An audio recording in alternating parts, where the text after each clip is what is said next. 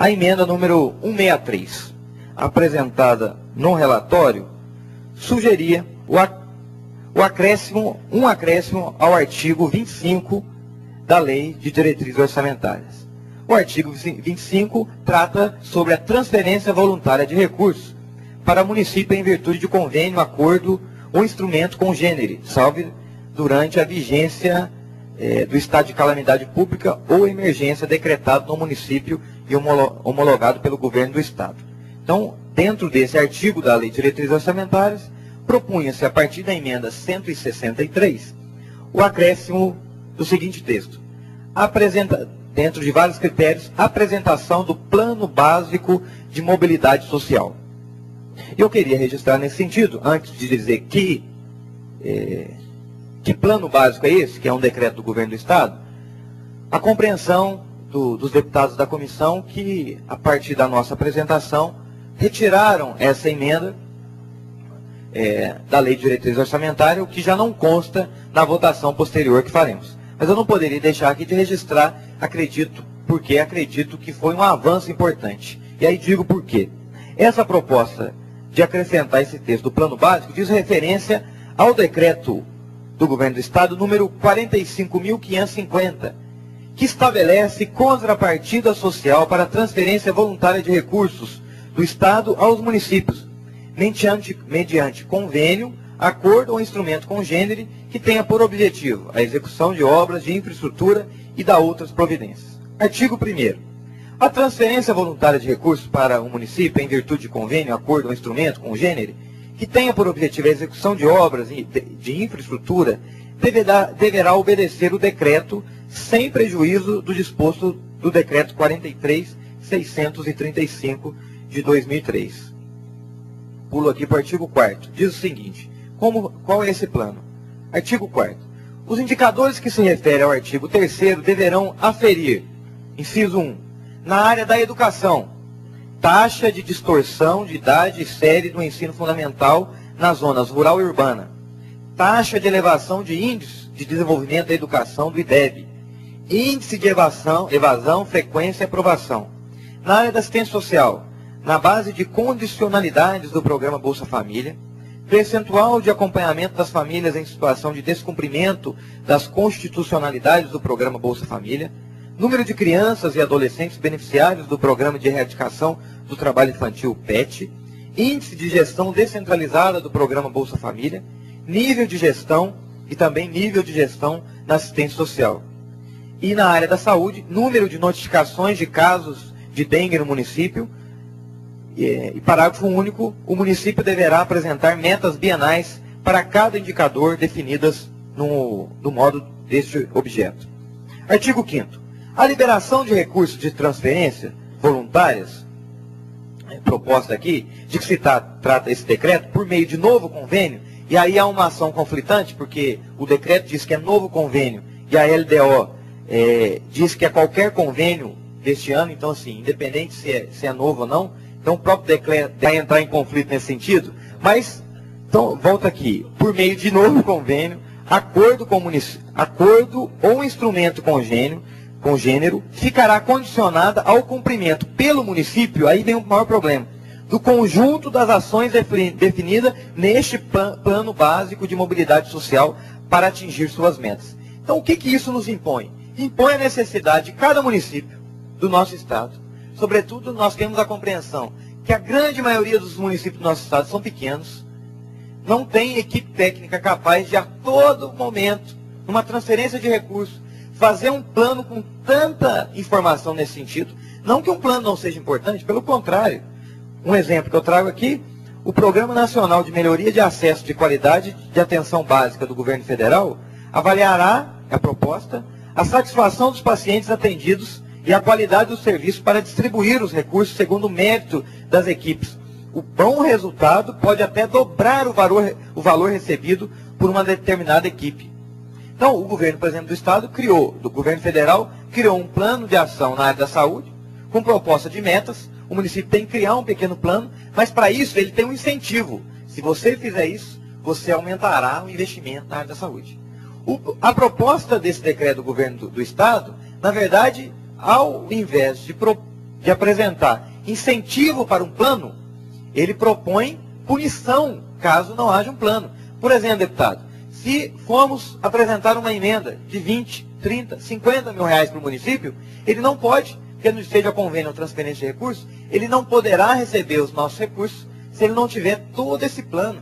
Então, é um engessamento da ação de convênio, transferência. Vou ilustrar um pouco mais. O artigo 8º do decreto diz o seguinte: as disposições deste decreto aplicam-se no ato de transferência à doação de imóveis do Estado para o município, obedecidas os trâmites legais. O que mais nós vimos aqui nesses meses também foi transferências de imóveis do governo do Estado a vários municípios. Ou seja, para que possamos transferir isso aos municípios, estes, para receber, também estariam condicionados a este decreto, que impõe aos municípios uma proposta de um plano tecnocrático, pequenos planos, engessando a possibilidade desses municípios receber esse recurso de convênio, de transferência de recursos, de pequenos recursos. Então, eu queria aqui registrar mais uma vez a importância, agradecer a compreensão dos deputados da Comissão de Fiscalização Financeira, que compreenderam essa nossa defesa. O deputado relator retirou da sua relatoria esta emenda, que foi rejeitada, e hoje já não consta. Porque se já não bastasse um decreto que obriga isso aos municípios, ingesta os municípios para receber esse recurso, nós estaríamos colocando esse decreto numa lei, que é a LDO, e obviamente engessaria ainda mais. Então eu não tenho dúvida que foi um avanço. Conseguimos fazer com que este decreto não engessasse, na forma da lei de diretriz orçamentária, essas ações. Mas também não posso deixar de dizer que o decreto ainda existe. Ainda há imposição do decreto, mesmo que não em forma de lei. Então, acredito que tenha sido um avanço, mas trago no plenário dessa casa para que, na compreensão dos demais deputados, possamos trabalhar no avanço ou no aprimoramento deste decreto, que ele vem em forma de incentivos e facilite para fazer com que os nossos municípios em todo o estado possam receber mais recursos, ou que a gente de alguma forma articule para que esse decreto possa ser eliminado ou minimizado, reajustado, e a gente possa aí contribuir mais para que os municípios possam. Aqui, encerrando e concluindo minhas palavras, nesse importante projeto de lei que dá as diretrizes de ação governamental para o ano que vem, não poderia deixar de também aqui teci muitas críticas ao governo, algumas ações, às comissões, mas registrar também. Fui muito bem recebido por diversos secretários, tive a oportunidade de estar nesses meses em 8 secretarias de Estado, algumas por várias vezes, como de turismo, com o nosso deputado Agostinho Patrus, que eu ainda devo encontrar esse final de semana no Salão de Turismo em São Paulo, que ele vai assinar um convênio importante de planejamento de turismo no Estado, no Salão de Turismo. Quero poder registrar nossa presença lá também, representando o presidente da nossa casa, o deputado Diniz Pinheiro. Na Secretaria de Desenvolvimento, o nosso secretário Bilac Pinto e tantos outros, não quero aqui acabar esquecendo algum, mas dizer da disposição, da abertura que eu encontrei em cada um desses secretários que eu tive a oportunidade de estar, seja em uma audiência na própria secretaria ou no Estado, com o próprio governador, à disposição dele do diálogo. Então, essa nossa disposição de diálogo, de construção de um Estado, ela, com certeza, nós vamos voltar agora no segundo semestre com ainda mais disposição. Obviamente, em alguns momentos a gente extrapola, a gente faz o debate aprofundado. Esse momento em que nós estamos passando no Estado por essas greves é um momento de intensidade desse aprofundamento do debate das relações, o que, no meu entender, em alguns momentos é conflitante, a forma como muito bem eu tenho sido recebido no Estado, no diálogo, pelos secretários ou mesmo pelo governador, e a forma como as categorias têm sido enfrentadas e ao longo desse último mês foi muito conflitante, mas eu saio, nesse momento, desse primeiro semestre, encerrando com uma boa avaliação. A sinalização que tivemos do Estado nesses últimos dias é da abertura do diálogo. E é isso que nós queremos. Nós queremos aqui, na liderança do nosso deputado Rogério Correia, junto com os deputados do Bloco, estamos vendo aqui a deputada Maria Tereza, abrir um diálogo, aprofundar o debate. Nós iniciamos aqui um debate que me incomodou muito no início da legislatura, que era a identificação de uma ação do Estado com confronto do que há na questão federal. E nós não conseguimos, na verdade, aprofundar os problemas de Minas Gerais. E podem ter certeza, a minha disposição e o nosso bloco é de aprofundar os problemas que temos em Minas, não para destruir, pelo contrário, para desenvolver, para crescer, para melhorar, né? Porque o que nós queremos ver é um governo atendendo as demandas do nosso povo mineiro, e a nossa ação de mandato e do nosso bloco quer contribuir. Obviamente os debates aqui, alguns momentos são mais aprofundados, o enfrentamento mais forte, mas com certeza o que está por trás disso tudo é o nosso desejo de um Estado que venha atender cada vez mais a demanda da nossa população. Antes de encerrar, concedo uma parte à deputada Maria Tereza. Deputado Ulisses, nosso companheiro do Bloco Minas Sem Censura, nosso vice-líder, eu quero só cumprimentá-lo, parabenizá-lo pela sua atuação, e legítimo representante de todo o estado de Minas, mas sobretudo do sul de Minas. Nós sabemos, e a escolha de Vossa Excelência para turismo, ela é das mais acertadas. Deputada, muito obrigado. É uma alegria poder compor essa legislatura com Vossa Excelência. Eu que já a conhecia, admirava acompanhando o seu trabalho, e hoje posso acompanhar ao lado e, de alguma forma, minimamente, contribuir com esse processo aqui também dentro da Assembleia. Está aqui o nosso líder. Eu queria, publicamente, deputado Rogério Correia, agradecer a oportunidade de estar próximo de Vossa Excelência, que nos lidera. Tenho aprendido muito, a coragem, a ousadia, a determinação, umas vezes uns bons exageros, mas com certeza que eleva, dignifica o nosso parlamento em todo o estado de Minas Gerais.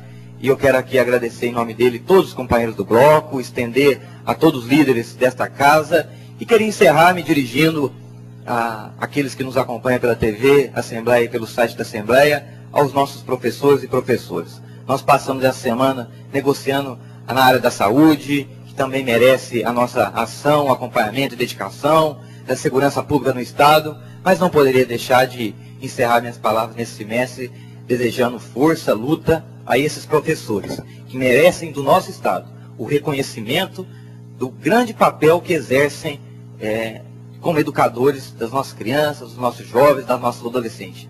Nós precisamos de um olhar especial.